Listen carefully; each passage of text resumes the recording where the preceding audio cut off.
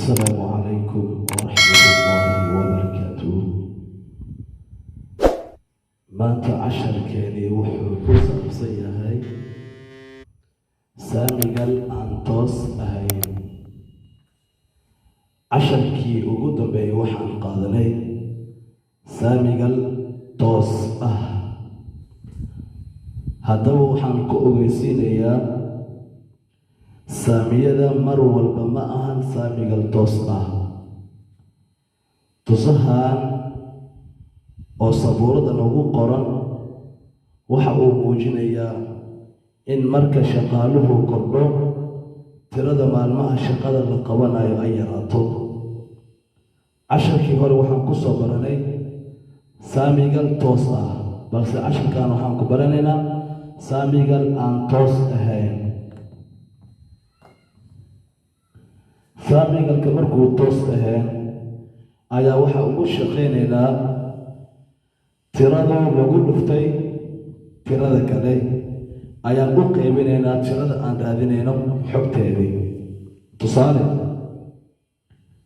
halkan waxaa lagu dhahay saamigal aan toos ahayn. saamigal aan toos ahayn.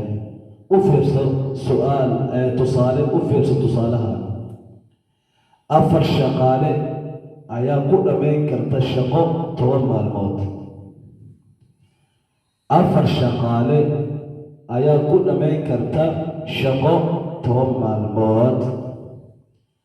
imise maalmood ayaa ay 10 shaqaale ku dhammayn karaan isla shaqadaasi? waxaan ogaanay 4 shaqaale inay shaqadu ay ku dhammayn karaan 10 maalmood. waan ogaanay, balse waxaad isku haystaa imise maalmood ayaa ay 10 shaqaale ku dhammayn karaan isla shaqadaasi.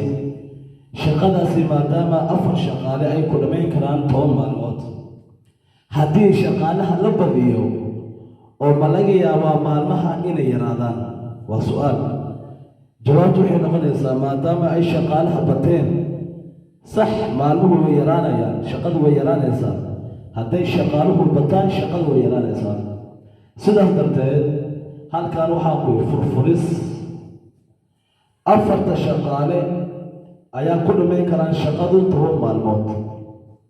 sidaas darteedii 10 shaqaale imise maalmood ayay ku dhammayn karaan? waxaanu samaynaynaa maadaama 4 shaqaale ay ku dhammayn karaan 10 maalmood shaqo, 4 ayaan ku dhufanaynaa 10. 4 markaan ku dhufano 10 ayaa waxay la mid tahay 40. 40 ayaa waxaan u qaybinaynaa 10 shaqaale. 40 ayaan waxaan u qaybinaynaa 10 shaqaale. kadib waxaa inoo soo baxayo 10 shaqaale maalmaha ay ku dhammayn karaan shaqadaasi. waxaan ogaanay shaqada inay yaraanayso, shaqaaluhuna ay bateen. sidaas darteed 4 shaqaale waxay ku dhammayn karaan shaqadu 10 maalmood. 4 ayaan ku dhufanaynaa 10, waxaanu helaynaa 40. 40 ayaan waxaan u qaybinaynaa 10 shaqaale. sidaas darteed haddaan 40 u qaybino 10 shaqaale, jawaabtu waa 4 maalmood. haddii 4 shaqaale ay ku dhammayn karaan shaqo 10 maalmood, haddaba waxaad ogaataa 10 shaqaale inay ku dhammayn karaan isla shaqadaasi 4 maalmood. maadaama shaqaaluhu bateen, shaqadu way yaraanaysaa. sidaas darteed casharkan waxaan ugu talgalnay saamigal aan toos ahayn. waxaanan ka fahmin komitiga nagu soo qor si aan dib ugu celino, laakiin waxaan rajaynayaa casharka inaad fahamto hadduu ilaahay subxaana wa tacaala ka raali noqdo. saamigalka toosan waxaan ugu shaqaynay inaan tiradu aan u qaybino tiradii kale yar, kadib aan ku dhufano xogta aan raadinayno. balse saamigal aan toos ahayn waxaanu samaynaynaa 2 tiro markaan isku dhufano ayaan xogta raadinayno u qaybinaynaa. saamigalka tooska ah waxaan ku soo baranay 2 tiro nala siiyey ayaa isu qaybin jirnay. jawaabta soo baxda ayaan tirada kale ku dhufan jirnay.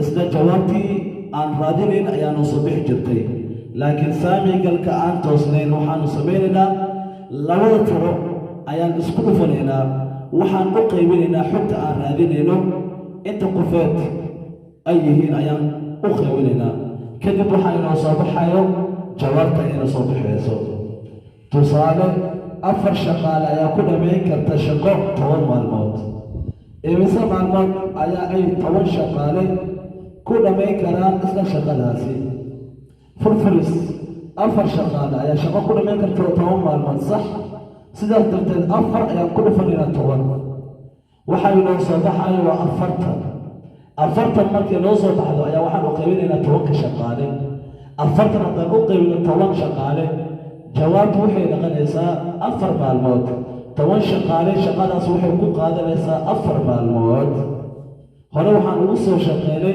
saamigalka tooska ah balse maanta waxaan fahamnay saamigalka aan tooska ahayn iyo saamigalka tooska ah waxay kala duwan yihiin والسلام عليكم ورحمة الله وبركاته waxaan rajaynaya inaad fahamtay waxaana ka codsanayaa inaad sheekaraysid qof walba aad la wadaagtid